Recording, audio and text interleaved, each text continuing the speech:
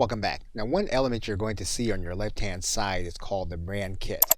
And you're going to click access to that link. And this is an important enough element that even though it's part of Canva for work, that you will actually know what it is.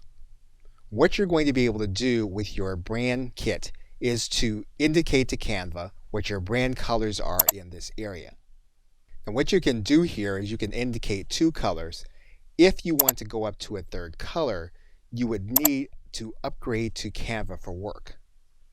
However, you can use two colors as part of your brand color palette. Now, one important aspect of the brand kit is that you can upload transparent versions of your logo, which again would give you access inside of Canva to use them along with your brand colors. You can also set your brand fonts.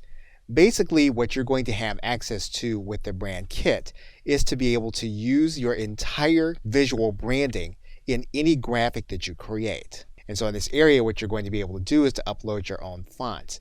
Once again, this is going to be part of Canva for work and could be something that you might consider important enough to upgrade for.